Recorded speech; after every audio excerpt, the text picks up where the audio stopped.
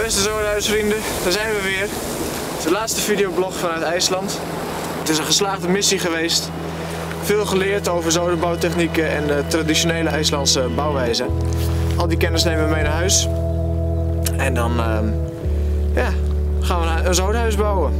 Tot ziens!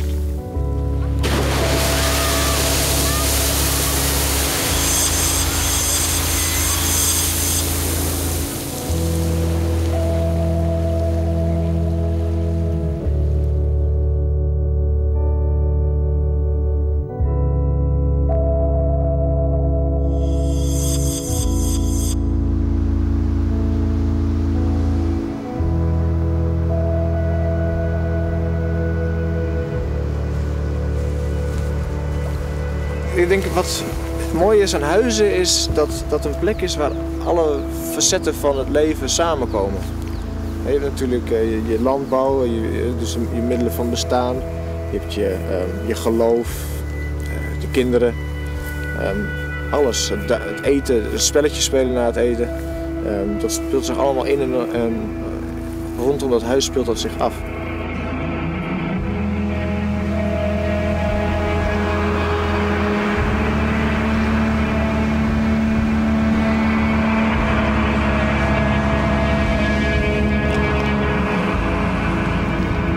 We zijn nu in de Schotse Hooglanden.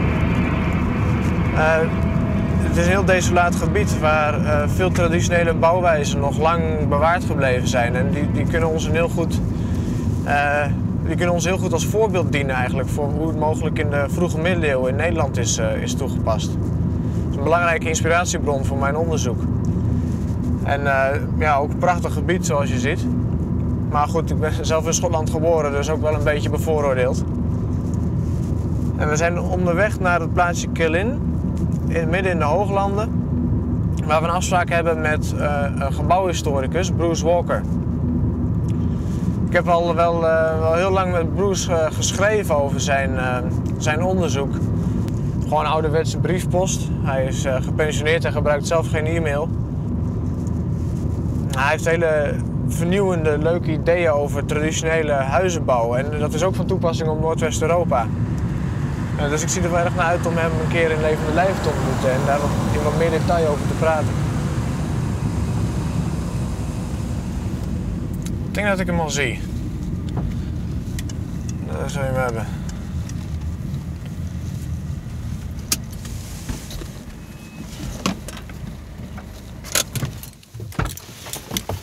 Hallo. Hello. Bruce Walker? Yes. Hi, nice to meet you, Daniel Posma, finally. How have you been? Fine, thanks. Yeah, Paul. We better go inside to see who's in. And, yeah.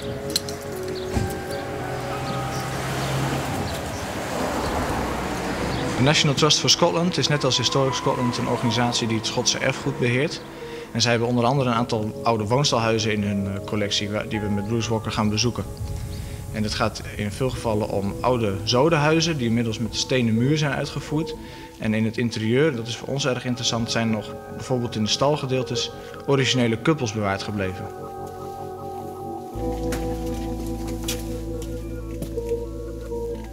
This is the kitchen and That's wonderful. yeah, and then through here is the byre.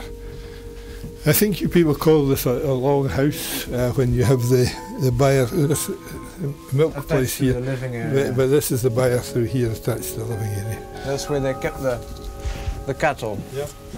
Wow. And these are This could just as well be an early medieval building. Wat hier heel bijzonder aan is, vooral ook is de houten constructie die ze hier gebruiken voor het dak. Een leuk detail is dat ze hele eenvoudige verbindingen gebruiken tussen de balken. En wat ze hier eigenlijk doen is, ze gebruiken een balk, die wordt misschien op maat gemaakt, misschien ook niet. Hij is hier nog helemaal hobbelig aan de zijkant. Het enige wat ze eigenlijk gedaan hebben is een vlak stukje gemaakt. En een andere balk ook met een vlak stukje, er tegenaan en dan een pen er doorheen. En een leuk detail is dat die pennen allemaal onder een andere hoek door die kruisingen zijn aangebracht. En wordt het zo strak dat de boel niet uit elkaar valt.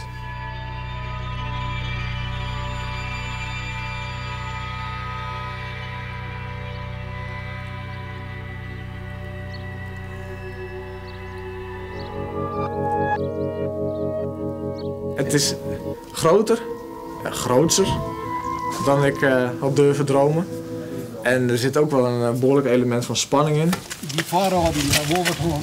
Vooral op dagen dat het begint te regenen en de boel staat blank en het spoelt allemaal onder die voeten weg en de vrijwilligers ziek. En dan sta je ineens met een klein clubje hier bijna niks te doen op een dag. En dan denk je nou, maar dan zoals een dag van vandaag met 10 man in de weer en iedereen weet inmiddels hoe het werkt. Iedereen is gemotiveerd en steekt de handen uit de mouwen, niet bang om vies te worden. En dan, dan is het wel echt super mooi. Mooi.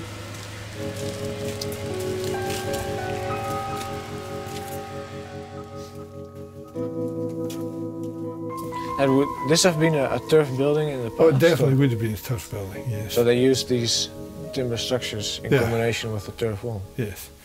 The structure is odd in that you don't see the structural connection. I mean, people thought that these purlins gave you the stability in this direction, but in fact they don't. Stability comes from the fact that nothing is square going across the building, and that makes it the purlins holding up the structure. Even without the diagonal timbers? There's no diagonal timbers in these Celtic cobbled buildings.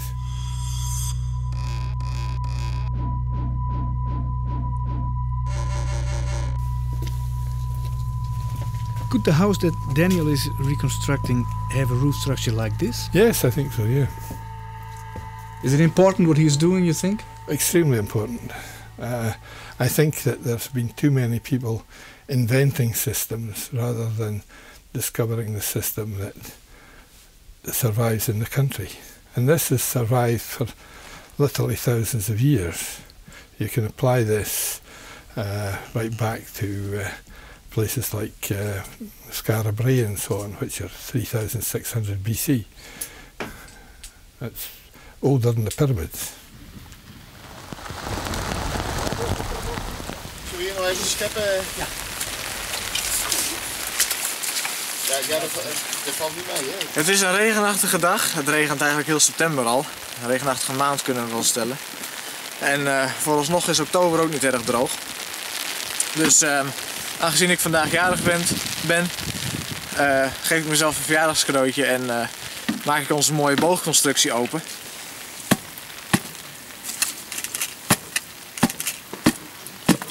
Nou, daar komt het water.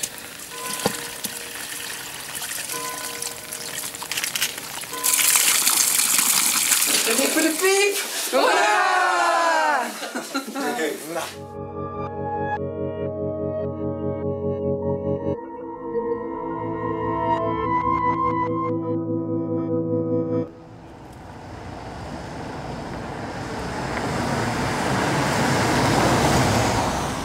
Well, this is a farmhouse that was built in turf and then was progressively improved from the mid-19th century onwards.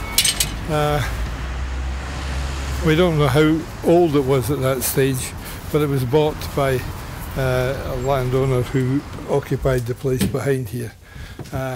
The reason for coming here, if you look up this hole, is that you can see the relationship between all of these elements we've been talking about. Dat is wel heel mooi. See it as a complete structure. Het ziet er nog heel gaaf uit. Het is haast die Celtic Couple-achtige spanten die hier in een, eigenlijk de perfecte vorm zitten die hier in het dak nog. Het is indrukwekkend door zijn eenvoud eigenlijk, de kapspanten hier.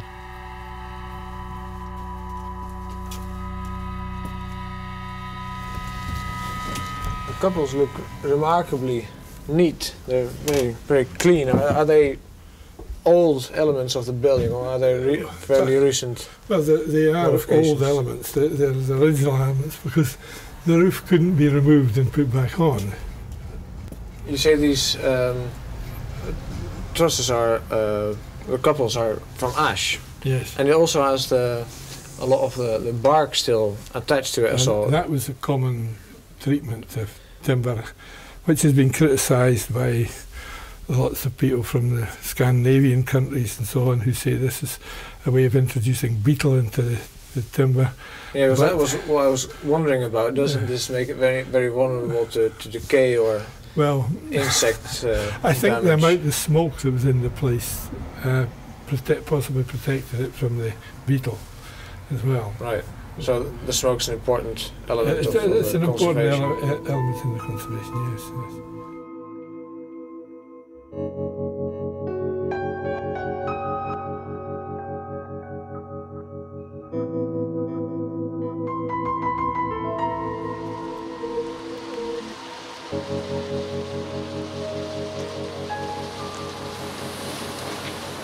Er komen zoveel dingen op je pad waar je in de opleiding tot archeoloog natuurlijk helemaal niks mee te maken heeft. Je rolt erin als student en je houdt je bezig met of je plaatjes er mooi uitzien en of de tekst een beetje lekker loopt. En uiteindelijk of je er een goed cijfer voor krijgt. En nu begeef je ineens op het vlak van bouwvergunningen en verantwoordelijkheden, ook naar de vrijwilligers toe. En er moet uiteindelijk iets opgeleverd worden. Het museum heeft daar belang bij. En dat drukt soms zwaar op je schouders. Ja, het is wel een gekke situatie. Ik sta hier nu meer als aannemer haast iets te bouwen, terwijl je als archeoloog bent opgeleid. En dat is wel een bijzondere situatie.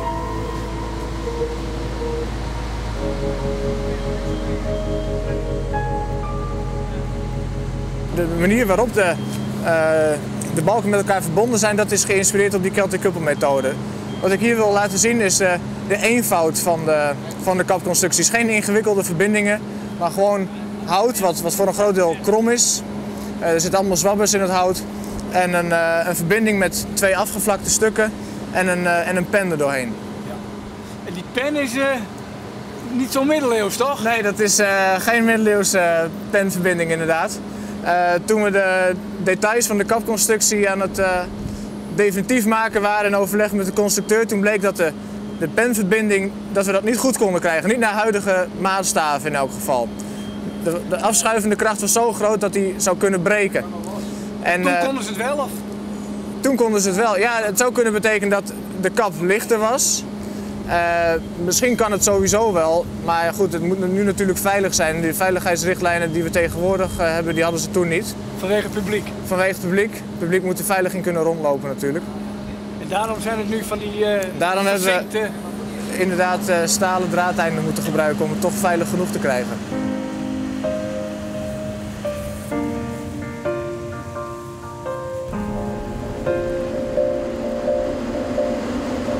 We zijn nu aan boord van de veerboot naar het eiland Lewis. Dat is een van de eilanden van de Hebriden, een stukje uit de Schotse westkust. We gaan op weg naar het plaatsje Arnol. En daar is een origineel woonstalhuis in gebruik als museum.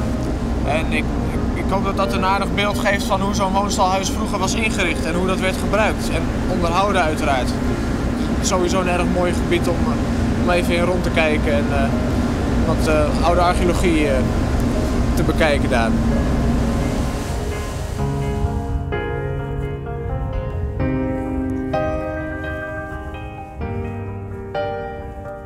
Nou, dit zijn de standing stones van Callanish, een beroemde steencirkel hier op het eiland.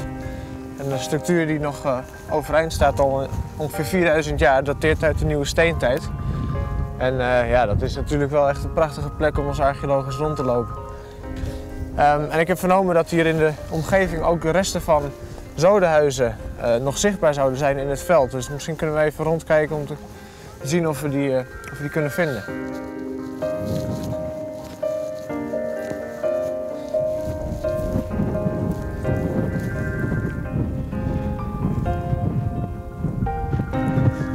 Ik denk dat dit het misschien is hier.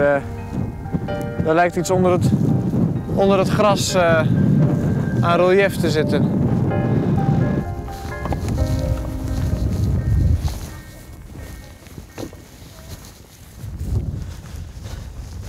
Ja, dit is het wel volgens mij. Je ziet hier heel duidelijk de vorm van een woonstalhuis. Die langgerekte vorm. Met hier de muurresten. Oh, hier is ook de ingang nog zichtbaar. Die hebben ze met stenen aangezet. Waarschijnlijk ter bescherming van voeten of andere vormen van slijtage. En dan een dikke zodenwand, enorm dikke muren. Echt wel flinke pas. Het is toch leuk om dat even te vinden hier. Ja, het is wonderbaarlijk dat het hier nog zo in het veld staat. Het is jammer dat er geen exemplaren nog echt intact zijn overgeleverd. Dat was natuurlijk wel mooi geweest.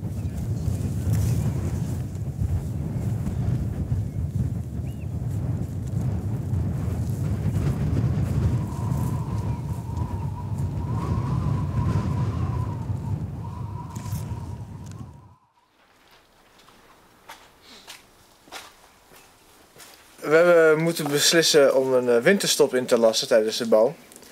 Het heeft nogal veel geregend afgelopen najaar. En als gevolg daarvan is de bovenste helft van de muur erg nat.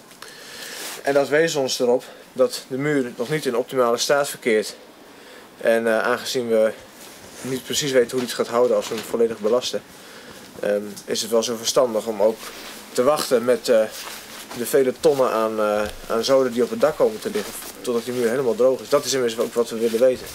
Of een droge muur dakdragend kan zijn en niet of een natte muur in elkaar zakt.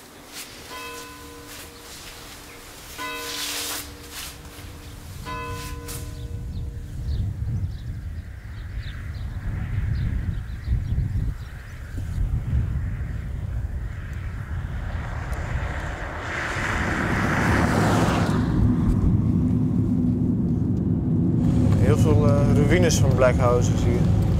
Er is er eentje, die hebben ze nu als museum in gebruik. Die hebben ze gerestaureerd. En daar zit nu het Arnold Blackhouse Museum in.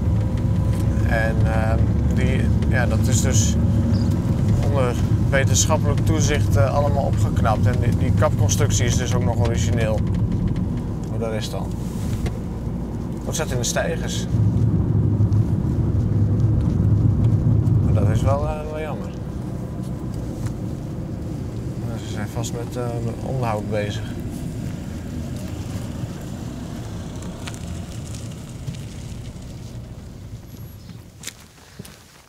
Morning. Daniel Bosma. I think you were. Chandler. Hi, yes. nice to meet you. I think you were informed that we would be coming here today. Yes.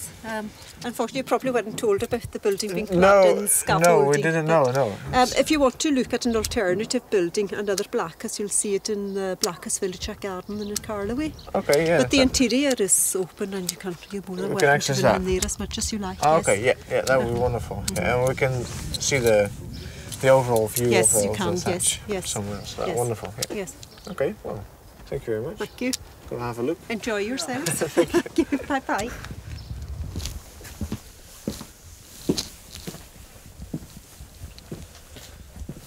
Oh, wat mooi. Echt een oude centrale vuurplaats. Heel typisch voor woonstalhuizen zoals dit. En bankjes langs de kant. Echt zo'n typische inrichting. Het vuur dat brandde vroeger de hele dag in die Blackhouses.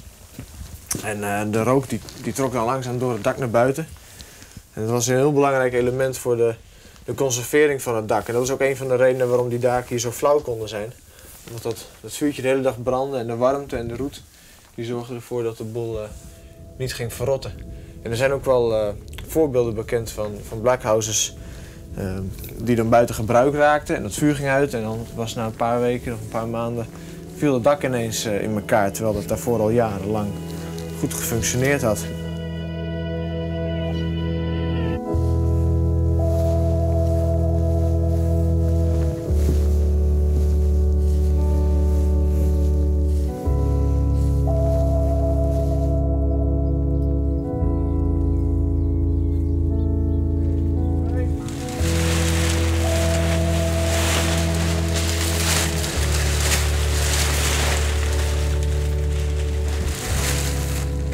Het was wel even spannend, maar nee, het valt enorm mee.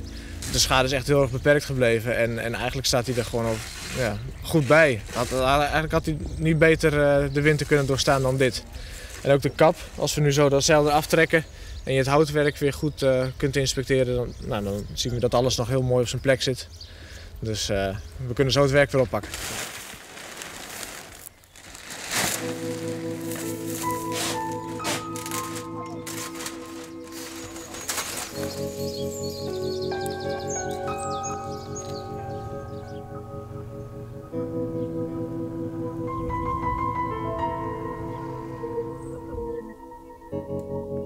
Deze huizen die zijn relatief recent. Dit exemplaar was nog tot halverwege de 20e eeuw in gebruik. Een van de laatste gebouwen die nog bewoond was, de laatste black houses. En de inrichting is dus ook nog helemaal origineel. Maar de manier waarop die woning gebruikt werd, dat is al volgens een eeuwenoude traditie en ook een heel wijd verspreide traditie. Dat is iets wat we door heel Noordwest-Europa aantreffen in de prehistorie. En dat is, het voordeel is dat het hier heel lang nog goed gefunctioneerd heeft en daardoor bewaard gebleven is.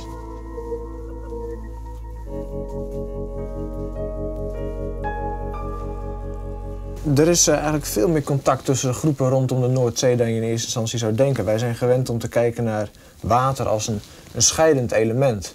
Een soort barrière en we moeten een brug hebben om daar overheen te komen. Of we moeten moeite doen om op een boot te stappen en naar de andere kant te varen. Maar vroeger was het land juist moeilijker begaanbaar. Je moest een weg maken om ergens heen te kunnen. Wegen waren er nog niet zoveel. Dus als je echt grote afstanden wilde afleggen of je wilde veel materiaal transporteren, voor handel bijvoorbeeld, dan was je juist aangewezen op dat water. En op die manier heeft ook de Noordzee gefunctioneerd als een verbindend element tussen volkeren die daar omheen leefden.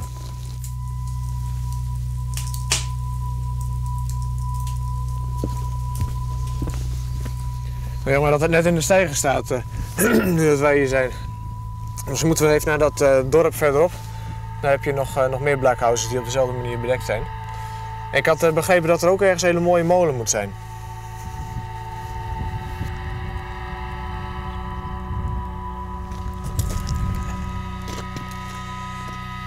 Dit zijn die molens.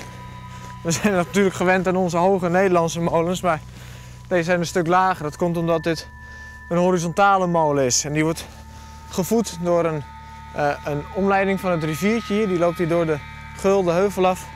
Draait dan 2 horizontaal liggende molenstenen aan. En dit is dezelfde soort dakconstructie als in de Black House in Arnhem.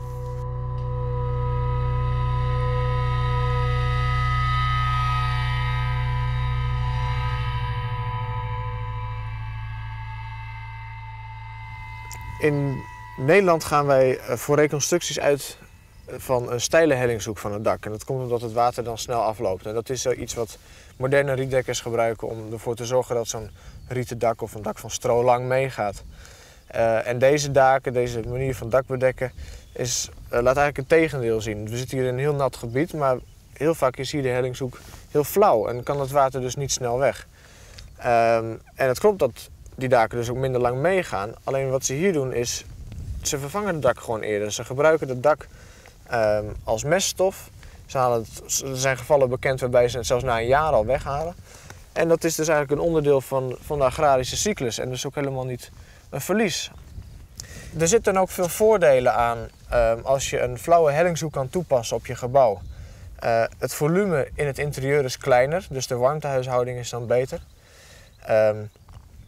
Je hebt minder hout nodig voor de kapconstructie, omdat die lager blijft.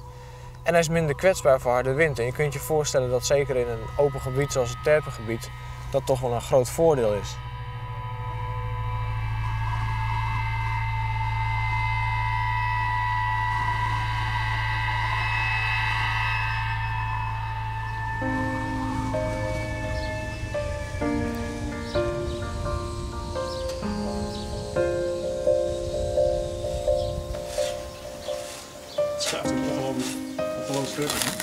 Wel stevig, hè? Ja, het is heel stevig. Het is harder dan... En het is ongelooflijk compact. Ja. Het is, ik heb er alle vertrouwen in dat dit huis een jaar of 20, 25 blijft staan. Ja, ik ook wel. Ja, laten we maar gaan. Nou, het is wel belangrijk om te beseffen als wij aan het opgraven zijn. Wat we van zo'n huis terugvinden, dat zijn hooguit de onderste 20, 30 centimeter van een gebouw. Dus dan moet je ervan uitgaan dat wat je dan ziet van alles wat ik hier boven heb, het is alleen dit onderste stukje. En we hebben op sommige plekken waar palen waren ingegraven, daar vinden we dan nog sporen van. En dat is het dan. En dan moeten we volgens vanuit die sporen die we eigenlijk in het vlak hebben, nou, dan kun je naar IJsland gaan, je kunt naar Schotland gaan. Dan ga je proberen om de reconstructie de hoogte in te maken. En als je dan bedenkt dat er in Friesland bijzondere fondsen zijn gedaan, de Fibula van Wijnaldum, gouden sieraden. En dat die gedragen zijn door iemand die een koningin is geweest en die ook in een dergelijk gebouw heeft gewoond. We wisten dat hij in een sodahuis woonde en dat werd altijd als een beetje negatief werd dat beschouwd. En nu kunnen we zien dat dat hele comfortabele, luxe gebouwen waren. Ja, en dat zijn eigenlijk de halls, de zalen waar je ook verwacht dat feesten werden georganiseerd. Waar ja, zeg maar het luxere volk woonde. Dus dat is heel mooi dat dit gebouw dat ook bevestigt.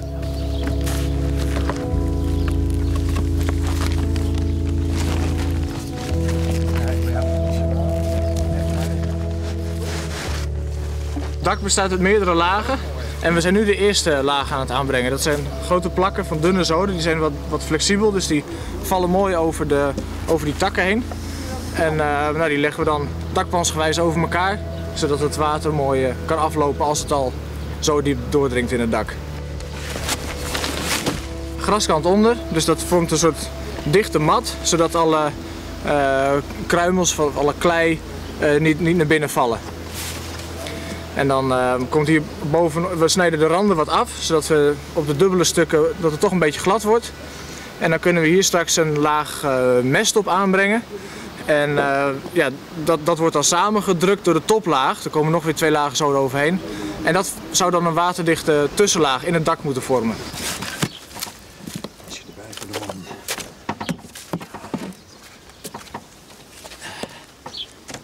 Nou, het project heeft in de eerste plaats een wetenschappelijk belang. Daarnaast heeft het ook een publiekelijk aspect. Namelijk dat we hier de kans hebben om wetenschappelijke mensen in contact te brengen met amateurarcheologen, met vrijwilligers. Omdat die samen dit project uitvoeren. En als laatste heeft het natuurlijk ook een belangrijk toeristisch aspect. Omdat we hier ja, eigenlijk de archeologie in levende lijven kunnen laten zien. Het probleem als archeoloog in Friesland is dat we hebben heel veel terpen. Die zijn heel mooi om te laten zien. Maar het zijn niet de spectaculaire tempels die je in Griekenland kunt zien of de piramides die in Egypte staan. Ja, wat wij hebben zijn grondsporen. En als de opgraving is afgelopen worden die vaak afgedekt en zie je daar niks meer van terug. En daarom is het zo belangrijk dat we hier nou een keer een reconstructie hebben. Waarmee je kunt laten zien, zo heeft het eruit gezien. En dit is ook echt iets blijvends voor de toekomst.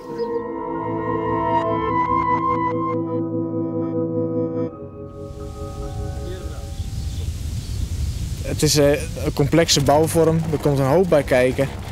En ondanks dat alle vrijwilligers nu goed weten wat de bedoeling is, iedereen die zet zijn schouders eronder, blijft het gewoon een hele klus. En nu schijnt eindelijk het zonnetje, is dakdicht, het water stroomt af. Nu geen last meer van hemelwater en we kunnen het puntje op de i zetten. Laat starten. Ja.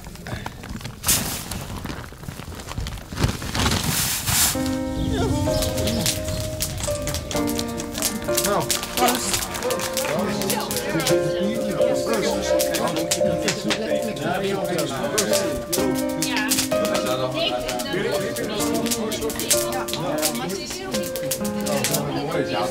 krijg je dan mooi.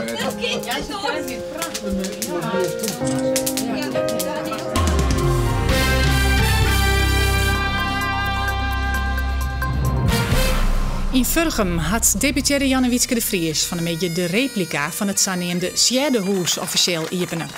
Van verleden jaar simmer al is de werken aan het project. In het kweldergebied binnen zulke soorten Sjerdehoesen bouwd tussen 400 en 800 na Christus. Omdat je het hoes van dichtbij bekend kennen, brengt het de skiertnis te libben.